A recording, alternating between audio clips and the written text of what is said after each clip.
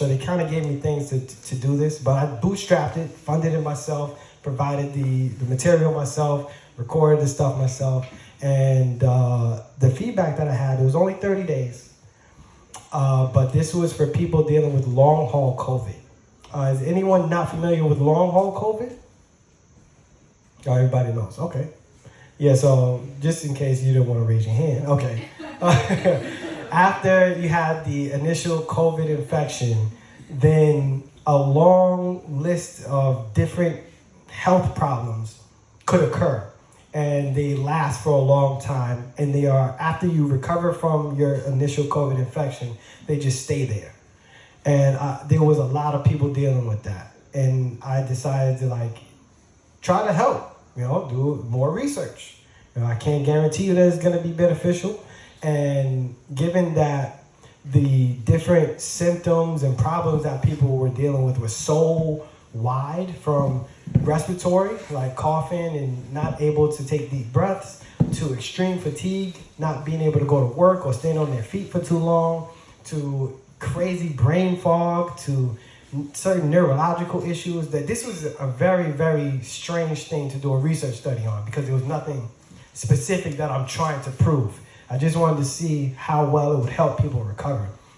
So that's probably why it will never be published, because it's not specific to one thing.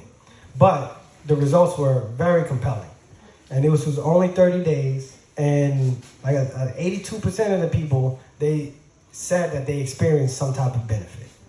And 33 said it was significant benefits, improvements. Like some people, oh, my life is back.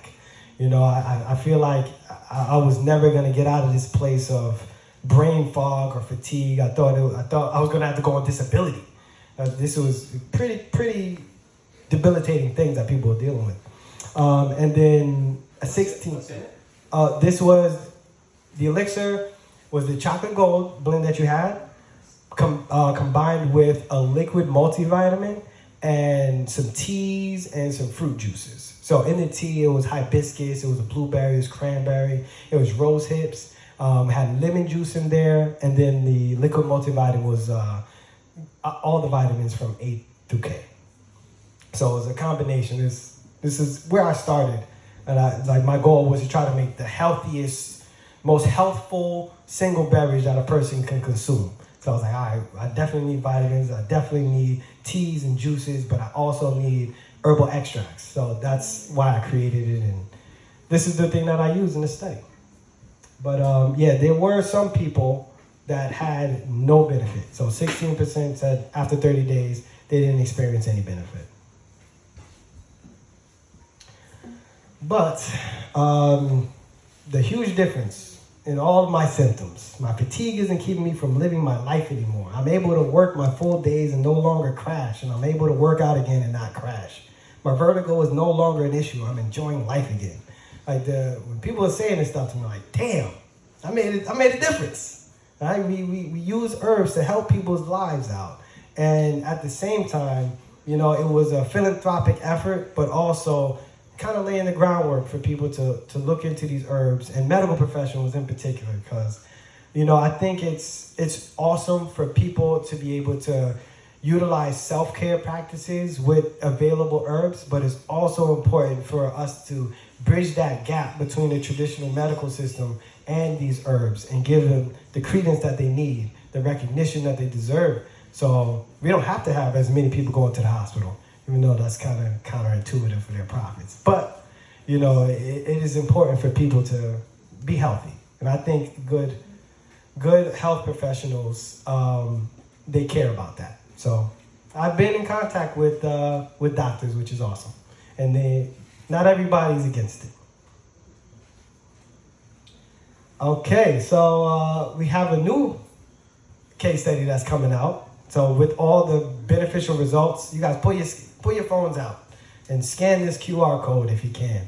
That will give you more details of the website. That'll give you more details about what we're doing with the herbs. If you would like to get involved as a participant, or somebody that could possibly benefit, we are opening applications for people so they can learn more and help themselves heal, and advance herbal sciences all simultaneously. So, for this one, it'll start in November 1st. It'll end February 1st, and it's going to be 3 months. So the first few case studies I did was 1 month. Some of the feedback that I got was, I wish it was longer. So I took that and I said, okay, we're going to make it a 3-month case study this time. And we're going to be focusing on cardiovascular health and a wide range, again, of cardiovascular health issues, from clogs to clots to high heart rate to pressure. If you have a heart issue and you're willing to look at natural solutions, we're willing to take you in as an applicant. But we're going to do this by addressing stress, right? The stress response, I think, is always key. And I want to make sure that that is highlighted, that we can use adaptogens to ease stress, which will have the trickle-down benefit of increasing cardiovascular health. So thank you. I want to now open the floor for questions or anything you guys would like to add. This is where you can find me. My social media is The People's Herbalist. My website is thepeoplesherbalist.com. I do individual one-on-one consultations. I'm at farmers markets in northern New Jersey. I have some products that are in some doctor's offices in New Jersey. I have, like I said, the e-commerce store where people can reach out to me. You guys have any questions about herbs or anything, case studies, anything that I talked about today? Yes, please.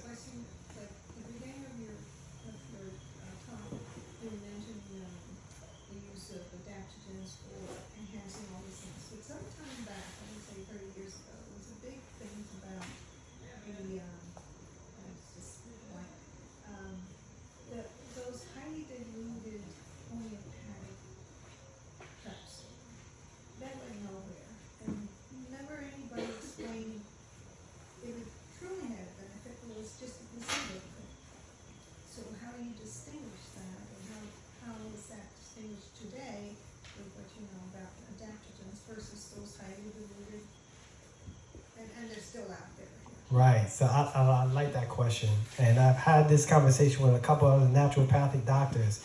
The question was about the homeopathy and the reconciliation of the placebo effect versus the effects of the homeopathy, and bringing that around to the adaptogens that I use. That's fairly accurate, right?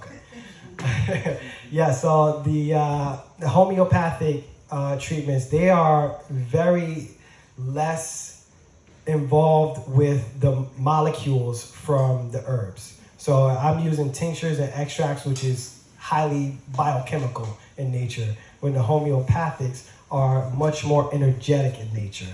And there has been tremendous, miraculous results with homeopathy in many instances, but the research and the way that we do science, it can't replicate that, because each person is a little bit different, and the place that you receive the homeopathy is different. So I definitely believe that there is some placebo effect associated with homeopathy, but like I said, when I had conversations with doctors, they'll tell me like it's the most hit or miss type of thing. It can be, this is the solution for somebody, or this does nothing for somebody else.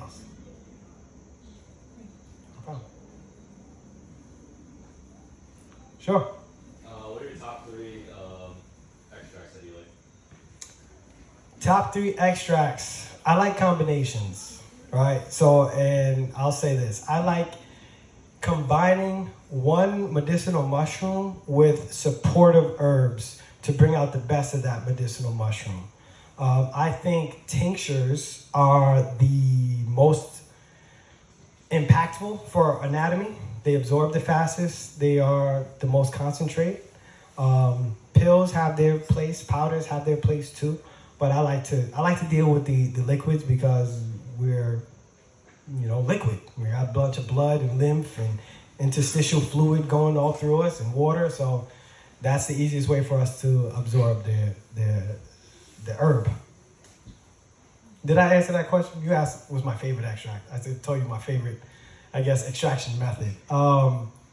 I love, like I said, I love chaga. I love astragalus. I love goji berries.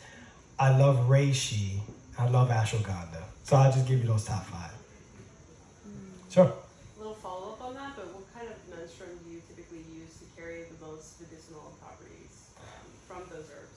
So there's the alcohol and then there's the aqueous. So the water and the alcohol, the dual extract, having both of them is definitely key. You need to have, some of the molecules can only be pulled out with alcohol. You know, some people don't like it. If you do it correctly though, you can take the bite off the alcohol, but you also want to have the water extraction too and combine them. I think those are the best. Do you typically go for like 100 proof or combine ethanol with other water?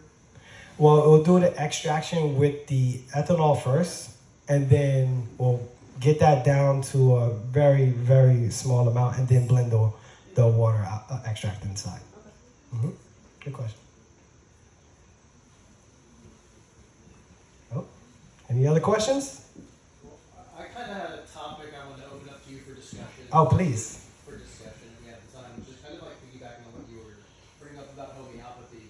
My understanding about a lot of like adaptogens and variable medicines like we're seeing in these spaces is that they actually function at very high doses, right? Like the, anti-tumor properties of various mushrooms, Yes. like even the anti-seizure properties of the different cannabinoids in cannabis, right? Those function at higher doses, so it's kind of the opposite premise of homeopathy. It's like, no, these are natural things that even at high doses have very low counter, effects on the body, but at high doses can achieve these synergistic effects.